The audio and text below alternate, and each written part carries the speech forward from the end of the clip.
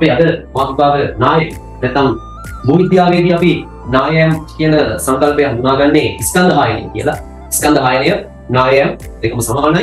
නමුත් යම් අර්ථකථනයක් තියෙනවා. නැත්නම් විද්වතුන් හඳුන්වනවා මේ මානව වාසස්ථාන වලින් තොර ප්‍රදේශවල අපි මේ ක්‍රියාවලිය හඳුන්වන්නේ ස්කන්ධ හයනය කියලා. මානවයාගේ ජීවිතවලට ඒ වගේම දේපල වලට හානියක් ඇතිවනන්දමින් මේ ක්‍රියාත්මක වීම නායයන් කියලා හඳුන්වනවා කියලා පුංචි තර්කයක් මේ වචන දෙක සම්බන්ධයෙන් හඳුනා ගන්න පුළුවන්. නමුත් මේ දෙකම එකම කාරණය භූවිද්‍යාවේදී ස්කන්ධ හයනය කියනවා. ස්වභාවික ආපදා පාඩමේදී අපි නායයන් කියලා කතා කරනවා.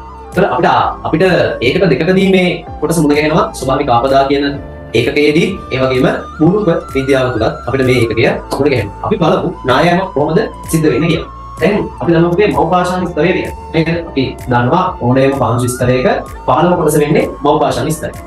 එතකොට මේ මෞපාෂාණ ස්තරය මත පිළිකා තියෙනවා. මේ තියෙන මෞපාෂාණ ස්තරය නම් මේ මෞපාෂාණ ස්තරය මත පිළිකා තියෙනවා මොකක්ද? ජීර්ණාවශේෂ. මේ මෞපාෂාණ ස්තරය මත පිළිකා තියෙනවා මේ වගේ දිරාපත් වූ ජීර්ණාවශේෂ. මේ දිරාපත් වූ ජීර්ණාවශේෂ කියලා කියන්නේ සර්වම පස.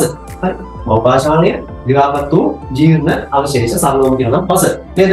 එතකොට වැලි තියෙනවා, බොරළු තියෙනවා, ගල් තියෙනවා, මැටි තියෙනවා, හොන්පඩ තියෙනවා. ඔය වගේ ගොඩාක් දේවල් තියෙනවා. එතකොට මේ වගේ ශාක ව්‍යාප්තියක් තියෙන්න පුළුවන්. අනිවාර්යයෙන්ම මේ ප්‍රදේශයේ බෑවුම් සාගත ප්‍රදේශයක් වෙන්න ඕන. බොහෝ අවස්ථාවල අංශක 45ක වගේ.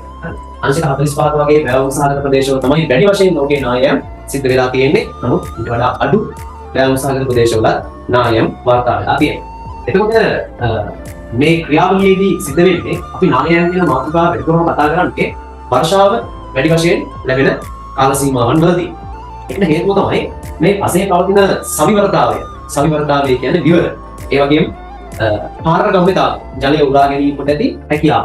ඒ තුලින් පොළොව අභ්‍යන්තරයට පුතා භූගත ජලය කාන්දු වෙනවා. හරි. පොළොව අභ්‍යන්තරයට භූගත ජලය කාන්දු වෙනවා. අන්න එහෙම භූගත ජලය පොළොව අභ්‍යන්තරයට කාන්දු වෙලා මෙන්න මේ මතු පිට ජීවවශේෂ තත්ත්වය සහ හරි මතු පිට තියෙන ජීවවශේෂ තත්ත්වය සහ මෞපාෂාණ ස්තරය අතර තියෙන ඒකාබද්ධතාවය දිවිහි යනවා. සාමාන්‍යයෙන් අපි පාර යනකොට අපේ කෙසෙල් එකක් පෑගුණාම නේද? මොකද වෙන්නේ? පොළවයි අපි අතරයි තියෙන අපේ පාදයයි පොළවයි අතරයි තියෙන සම්බන්ධය ගිලිහිලා යනවා. අපි ඉස්සර යනවා. අන්න එහෙම භූගත ජලය අභ්‍යන්තරයට කාන්දු වීම නිසා මෞපාෂාණ ස්තරය සහ මතු පිට ජීර්ණාවශේෂ ස්තරය අතර තියෙන සම්බන්ධතාවය දිවිහි යාම නිසා ගුරුත්ව බලය මුල් කරගෙන ඒ වචනේ හරියට ගුරුත්ව බලය මුල් කරගෙන මෙන්න මේ ජීර්ණාවශේෂ පහළට ලිස්සා යාම, ඇද වැටීම, නැත්නම් ගලා යාම, රූරා යාම ඔය වගේ වචන ගොඩක් තියෙනවා. අන්න ඒ ක්‍රියාවලිය අපි හඳුනා ගන්නවා ස්කන්ධ හයනය. ඒකෝට ඒ මත පිටි සියලුම දේවල් අරගෙන තමයි මේ ක්‍රියාවලිය නැත්නම් මේ ස්කන්ධය පහළට ගමන් කරන්නේ. මෙන්න මේ වගේ අවස්ථාවකදී අපි හඳුන්වන්නේ මේක වැටීමක්. බලන්න මෙතන තියෙන සියලුම අපි කිව්ව වැලි මොරළු පාසුම් ගල් ඒ වගේ දේවල් පහළට එකපාරටම මොනවා වෙන්න පුළුවන්? ගුරුත්ව බලය නිසා ඇද වැටෙනවා. දැන් මෙන්න මේ අවස්ථාවක් අපි හඳුනාගන්නේ රූට් ආයාම. රූට් ආයාම ඉස්සර යන රූට් ආයාම. මේක මේ තියෙන නායයන් වන ප්‍රදේශයක අපි කියනවා එන්නේ කොටස තුන නාය හිස. හරි? නාය හිස. මෙන්න මේ නාය හිස භ්‍රමණය වෙමින් ජලයත් එක්ක මේ පස් දිය වෙලා ගොඩාක් දුර ගලා කියන එකට අපි කියනවා ගැලීම කියලා. එතකොට නායන ප්‍රදේශයක අපිට හඳුනා ගන්න පුළුවන් කොටස් කිහිපයක්. නාය හිස, ඒ වගේම නාය බඳ, මේ තියෙන අර විසුම් තලය, මේ තියෙන්නේ නාය ආදය. නායයන් වල ස්වරූප කිහිපයක් තියෙනවා. වැටීම නේද? මේ වැටීම, ඒ වගේම රූටායාම, ගැලීම ආදී විවිධාකාරයෙන් අපිට නායයන් හඳුනා ගන්න පුළුවන්. එතකොට නායයමක් කියන්නේ මොකද්ද? සියලුම අස්ථාවර භූස්කන්ධයක්. හරි? අස්ථාවර භූස්කන්ධයක් පහළින් ඇති කරන ගුරුත්ව බලය නිසා වෙන පහළට ඇද වැටීම නැත්නම් ගමන් කිරීම අපි සරලවම හඳුන්වනවා නායයමක් විදිහට.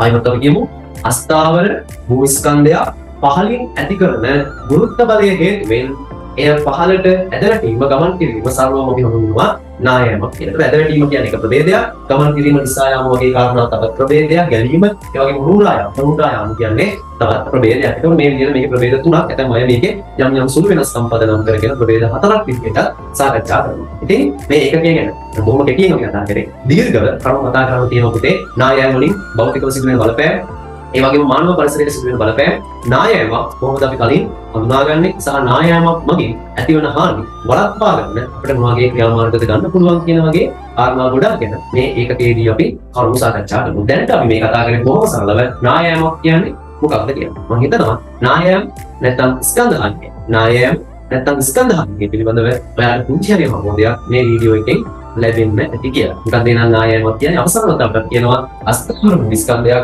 පහළින් නැති කරන ගුරුත්ව බලය හේතුවෙන් පහළට ගමන් කිරීම අපි නායම් විදිහට හඳුනා ගන්නවා. වර්ෂාකාලයේදී වල සතිකාලකට ලක් වෙන වපුපාව ලංකාවට බොහොම ප්‍රබල බලපෑම් ඇති කරන ස්වභාවික ආපදාවක්. ඉතින් මේ පිළිබඳව අපි ඉදිරියේදී දීර්ඝ වශයෙන් කරුණු කතා කරන්න බලාපොරොත්තු වෙනවා. එහෙනම් අද දවසට මේ කොටස මෙතනින් නිමා කරනවා. සියලු දරුවන්ට දරුවන් සර්ණයි අයිබෝවන්.